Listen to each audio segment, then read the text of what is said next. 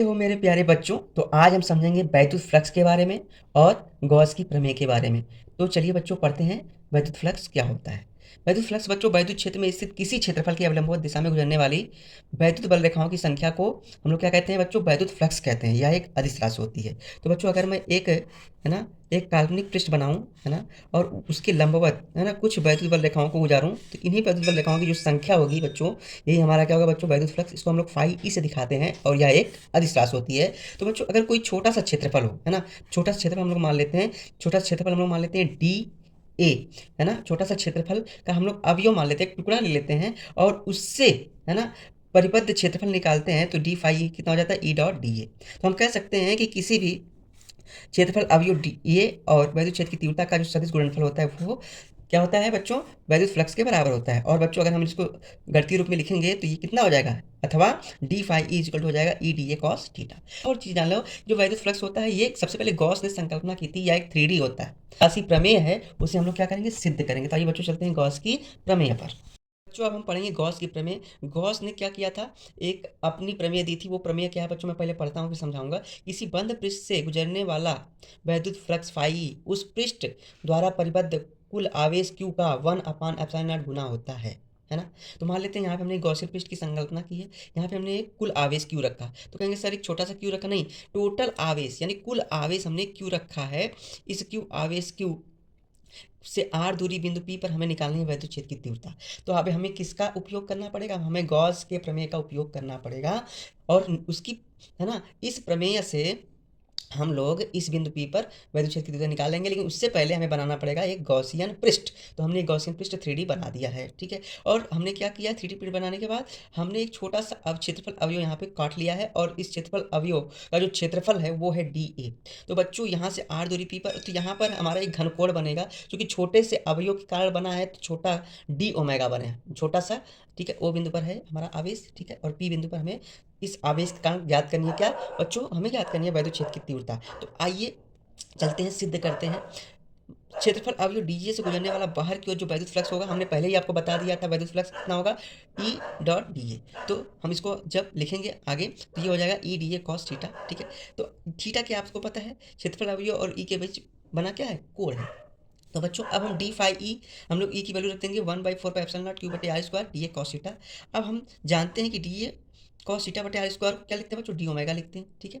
D omega यानी घनकोण, घनकोण के बारे में हम लोग पढ़े ही हैं, ठीक है, मात्रक और मापन चैप्टर में। तो बच्चों अब हम d phi E is equal to q by F, d phi E का हम लोग अब हम दोनों पक्षों का क्या करेंगे, एक बंद पृष्ठ का समाकलन लेंगे। तो है ना, जब हम बंद समाकलन लेंगे तो बच्चों हमको यहाँ पे इसका लेंगे तो हमें संपूर्ण पृष्ठ के द्वारा मिला फ्लक्स फाई ई मिल जाएगा, और हमें यहाँ पे जो समाकलन है किस पे लग जाएगा बच्चों, डी ए कॉस थीटा बटे आर स्क्वायर पे। अब हम आपको पहले बताए हैं कि इसके लिए आप हम लोग लिख सकते हैं डी ओमेगा, और डी ओमेगा का जो संपूर्ण पृष्ठ ही गॉसियन पृष्ठ के संपूर्ण, है ना, जो घनकोण का मान होता है संपूर्ण पृष्ठ के लिए वो कितना होता है बच्चों, 4 पाई होता है।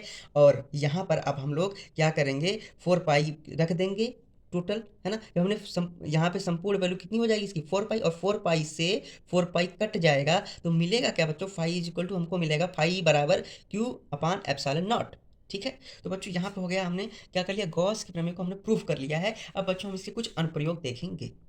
तो बच्चों पहला हमारा जो अनुप्रयोग है वो है क्या, अनंत लंबाई के, है ना, जो आवेशित चार्ज है, यानी मान लेते हैं उस पर आवेश है, अनंत लंबाई का तार है, उसकी निकट हमें प्राप्त करनी है वैद्युत क्षेत्र की तीव्रता, ठीक है। तो हम लोग पहले उसका क्या निकालते हैं, पहले हम लोग उसका निकालते हैं गॉसियन पृष्ठ की संकल्पना करते हैं, उसको बनाते हैं, फिर उसके आधार पर हम लोग गॉस के प्रमेय का उपयोग करके वैद्युत क्षेत्र की तीव्रता निकाल लेते हैं। तो हमें निकट इसी बिंदु पी पर निकालना है। तो असली क्या है, ये तार है, सीधा तार अनंत आवेशित, हमने इस पर धनावेश, हमने इसको एक समान रूप से वितरित कर दिया। हमें पी बिंदु पर निकालना है वैद्युत क्षेत्र की तीव्रता। तो बच्चों हम यहाँ पे 3 पृष्ठ की संकल्पना करेंगे, ये हमारा वृत्तीय पृष्ठ, ये वृत्तीय पृष्ठ, ये हमारा वक्रीय पृष्ठ, है ना, कुल मिलकर के हमारा एक बेलनाकार गॉसियन पृष्ठ बना है। तो यहाँ पर देखते हैं बच्चों ई और डी ए के बीच एंगल कितना है बच्चों, 90 डिग्री। तो यहाँ पे फ्लक्स कितना हो जाएगा, 0, बहुत अच्छे। यहाँ पर भी देखेंगे तो यहाँ पर भी 90 डिग्री, यहाँ पे फ्लक्स कितना हो जाएगा बच्चों, 0। लेकिन यहाँ पे देखेंगे तो बच्चों ई और डी ए दोनों ही क्या है, पैरेलल हैं। तो पैरेलल होने की वजह से बच्चों इनके बीच का जो कोण होगा वो होगा 0, शून्य। तो यहाँ पर हम लोग कह सकते हैं कि इसी पृष्ठ के कारण हमें क्या मिलेगा, कुल वैद्युत फ्लक्स यानी नेट वैद्युत फ्लक्स कितना मिलेगा, EdA।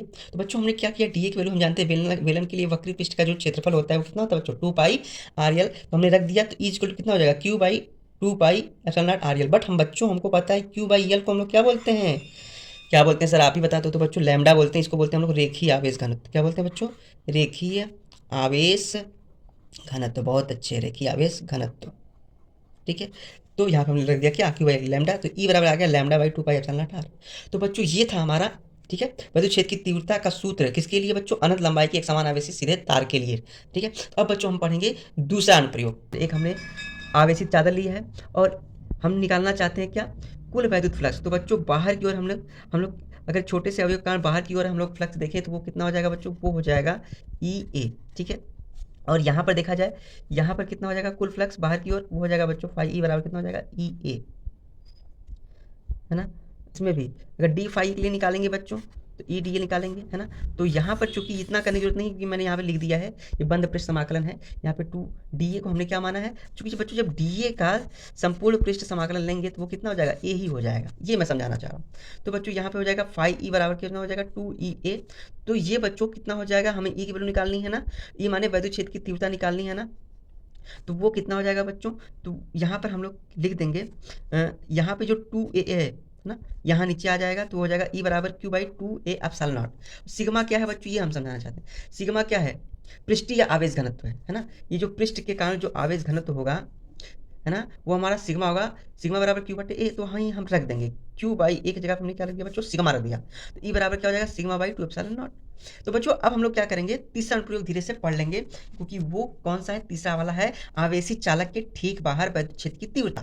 तो चालक है बच्चों, चालक है तो इसके हम पढ़ रहे हैं कि चालक में, है ना, जो आवेश वितरित होते हैं वो इसके पृष्ठ पर होते हैं। तो बच्चों इन दो पृष्ठ है, पृष्ठ 1 पृष्ठ 2, दोनों पे आवेश वितरित हो गए हैं।